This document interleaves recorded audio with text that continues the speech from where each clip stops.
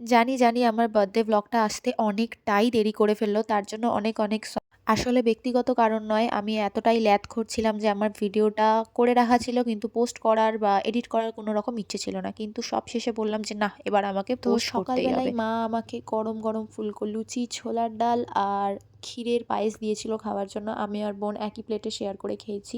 আর লুচি খেতে তো সবারই ভালো লাগে। আমার বোন সমস্ত কাটাকুটি করেছে, থ্যাঙ্কস টু হার।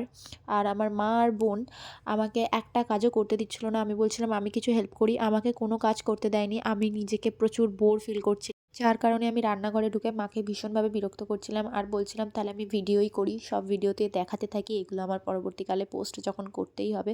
তো মা রান্না করছিল আর আমি মায়ের রান্নার ভিডিও করছিলাম। আমার জন্মদিন নিয়ে আমার মা আর বোন সবচেয়ে বেশি এক্সাইটেড থাকে। আমার বোন যবে থেকে হয়েছে বা বোনের যবে থেকে জ্ঞান হয়েছে তবে থেকে মনে হয় আমার বোন বেশি এক্সাইটেড আমার জন্মদিন নিয়ে, বাড়ির আর কেউ নয়।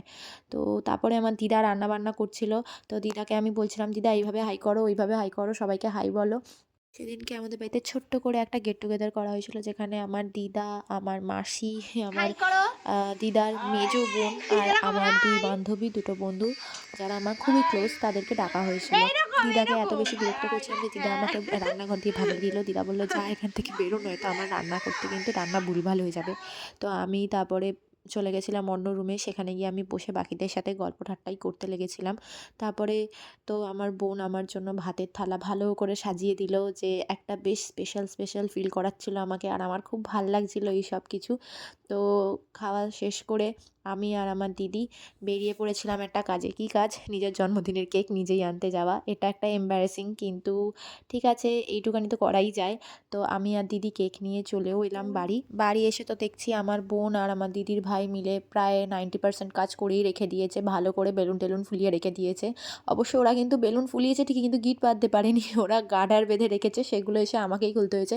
ইতিমধ্যে আমার এক বান্ধবী এসে উপস্থিত হয়েছে। আমরা তারপরে ভাবছিলাম কি করে কি ডেকোরেশন করব।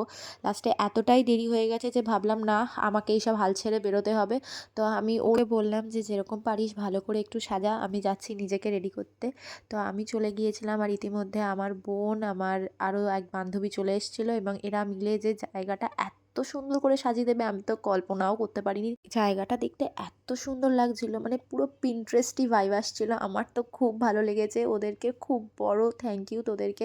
তোরা যদি না থাকতিস এত ভালো করে হয়তো সাজানোটা হতো না। তারপরে আমি নিজেকে একটু দেখালাম, ওদের দুজনকে দেখালাম, যাদেরকে ছাড়া হয়তো এই পুরো জিনিসটা সম্ভবই হতো না।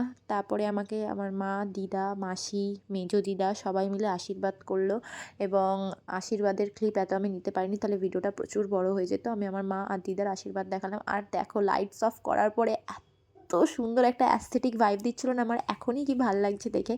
তারপরে আমার আরও দুজন বন্ধু চলে এসেছিলো, কিন্তু তারা ক্যামেরা ফ্রেন্ডলি নয় বলে আমি তাদেরকে নিলাম না। তো তারপরে নিজের বার্থডের পার্টি পপারটা নিজেকেই ফাটাতে হয়েছে, কিন্তু কারণ ওরা পারছিল না করতে। তো যাই হোক, আজকের দিনটা আমার খুব ভালো কেটেছে।